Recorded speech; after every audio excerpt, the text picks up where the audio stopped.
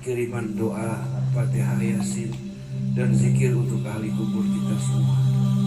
Sehingga bisa jadi pada hari ini, malam ini, semua ahli kubur keluarga kita berkata, Alhamdulillah keluarga gua masih pada ingat sama gua. Amin. Sehingga mereka tanpa kita ketahui, mereka seraya mendoakan kita. Kata mereka semua, mudah-mudahan umur lu pada panjang, badan lu pada sehat, dan lu jadi orang yang taat, bisa mendoakan gua setiap saat. Kata mereka begitu. Amin. Ya Rabbal Alamin. Kemarin kita membahas tentang surah Al-Asr. Baru satu ayat kemarinnya, Wal Asr. Demi waktu, yang kemarin pada kesimpulannya saya sampaikan, masa lalu itu penting adanya untuk menjadi pemicu semangat pada masa sekarang. Dan masa sekarang merupakan tanaman untuk menuju masa depan. Alhamdulillah di masa pertengahan ini kita kumpulnya bukan lagi di tempat-tempat yang bikin orang wow, tapi di tempat yang bikin orang subhanallah, berkata subhanallah Bang Nata. Sekarang sudah jadi alim. Amin. Amin. Iya, alhamdulillah, alhamdulillah.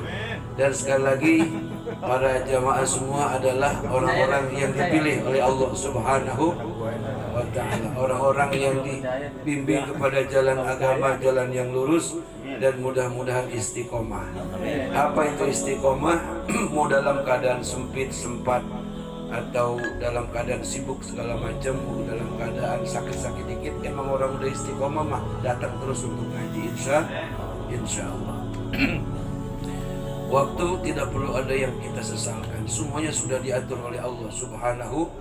Kita jadi begini, kita jadi begitu, kita jadi begono. Tapi yang jelas Allah mengingatkan kepada kita, wala tai'asu min rauhillah,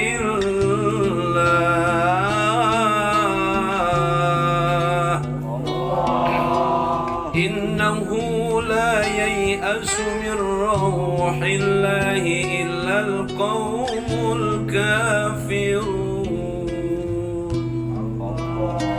Yang tidak boleh sama sekali, bahkan tidak perlu ada dalam pikiran dan hati kita adalah berputus asa dari rahmat Allah Subhanahu wa ta'ala. Ini yang penting. Sebab siapapun kita, hanyalah kita ini dibungkus oleh kebaikan yang dianugerahkan Allah Subhanahu.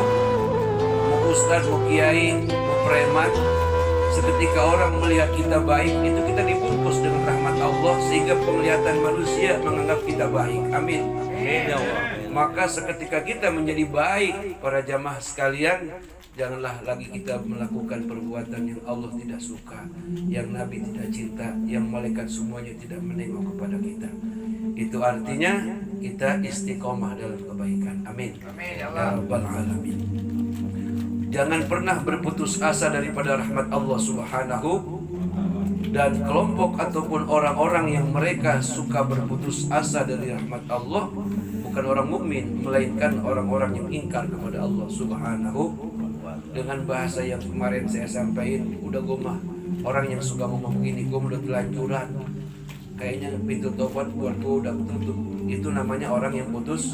Tidak boleh sama sekali di hati kita ada seperti itu. Seperti sebuah riwayat yang pernah kita dengar, bahwa ada seorang pembunuh yang sempat membunuh sebanyak 99. Kemudian dia bertanya kepada seorang rahib waktu itu, ya Tuan rahib, kalau kayak kita sekarang Tuan ulama, apakah saya sepanjang dosa besar ini sudah membunuh 99 orang? Apakah pintu taubat masih terbuka buat saya? Si rahib bisa jadi dia berpendapat beda. Katanya, orang yang membunuh satu orang saja itu dosanya teramat sangat besar. Apatah lagi engkau yang sudah menghilangkan nyawa ciptaan Allah, bangsa manusia sebanyak 99. Rupanya nih si preman pengen tobat tapi masih sewot. Kata dia, tanggung, gue mau tobat. Jawaban lu begitu, dipenggal lagi tuh lehernya jadi cepet. Cepet. Dia tanggung. Sebab itu si ustadz, si ulama ditanyanya ngenekin, bukan ngenakin. Iya, tapi dia tanggung. Gue mau tobat, gue kata gitu. bus habis diputusin lehernya jadi cepet. Tapi tetap dia pengen ketemu orang yang memberikan dia jalan untuk menuju kepada Allah Subhanahu wa ta'ala. Bertemulah dia dengan seorang ulama yang arif dan bijaksana. Dia bertanya kemudian, apakah taubat saya diterima? Wahai pemuda, jika seandainya dosamu menutupi langit sehingga langit menjadi gelap, air laut menjadi keruh dan kotor, karena dosamu kemudian kau datang menghamba kepada Allah Subhanahu wa ta'ala dengan segala penyesalanmu, pintu taubat masih dibukakan untukmu. Tapi kata Tuhan ulama, wahai pemuda, kau tinggalkan kampung di mana kamu tinggal hari ini, kau pergi ke kampung yang banyak ulamanya, yang banyak kiainya. Ceritanya begitu. Seketika dia mengikuti nasihat ulama tersebut, dia berangkat menuju kampung di mana kampung santri lah Pak Haji, kira-kira begitu. Akhirnya apa yang terjadi para jamaah sekalian, pada saat dia hendak menuju kampung santri yang diarahkan oleh seorang ulama yang arif dan bijaksana tadi, umur ajalnya akhirnya nyampe. Belum sempat dia berguru kepada kiai ataupun para ulama-ulama ataupun berkumpul dengan para santri, ajal menjemput dia. Lalu Allah Subhanahu wa ta'ala mengutus dua malaikat, satu malaikat rahmat, satu lagi malaikat azab. Dua-duanya berebut pada pemuda ini. Kata malaikat azab, ini bagian saya, pendosa, pembunuh, dia berhak masuk neraka. Malaikat rahmat lain lagi ngomong, tidak bisa, dia bagian saya. Kata malaikat azab, kagak bisa, dia bagian gua. Kamu tahu, orang yang membunuh satu orang saja dosanya tak terampuni, apalagi sampai cepet dia matiin.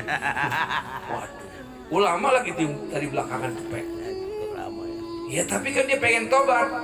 Akhirnya dua malaikat betok-takan, Allah mengutus malaikat Jibril alaihis. Ya Jibril, siap ya Allah, kau turun ke bumi, kau damaikan dua malaikat yang sedang berebut jenazah si pemuda tadi. Siap ya Allah, turun malaikat. Agak naik ojek baru agak pakai ojol Pak Haji. Langsung secepat kilat nyampe malaikat Jibril ke jenazah si pemuda tadi. Akhirnya malaikat Jibril memberikan satu keputusan, wahai malaikat azab dan malaikat rahmat, sekarang kalian ukur, ini sebulan dari kampung yang dia tinggalkan kepada kampung yang dia tuju atas arahan seorang ulama tadi, jauhnya lebih dekat mana? Antara kampung yang dia tinggalkan dengan kampung yang dia mau tuju, lebih dekat ke kampung yang dia tuju, apakah lebih jauh jaraknya dari kampung yang dia tinggal? Diukur ceritanya. Cuman waktu itu tukang ukur meteran tanah belum ada. BPN nggak ada. Kalau udah ada BPN dipanggil itu. Belum ada. Akhirnya diukur oleh malaikat. Allahu Akbar, yang terjadi keputusan didapat oleh malaikat Jibril. Kata dua malaikat tadi, wahai Jibril, bahwa si fulan jaraknya dari kampung yang dia tinggalkan, kampung maksiatnya, daripada kampung yang hendak dia tuju, jaraknya adalah lebih dekat kampung ulama, kampung kiai, kampung santri atas arahan ulama yang arif dan bijaksana tadi. Itu lebih dekat ke sono. Katakanlah 100 kilo misalnya ya. Jadi kampung yang dia mau tuju itu udah 20 kilo lagi. Berarti udah lebih jauh kampung yang ditinggalin. Akhirnya malaikat Jibril mengambil keputusan, si fulan taubatnya diterima Allah Subhanahu wa ta'ala. Padahal belum sempat belajar itu Pak, belum sempat, surga lagi aja.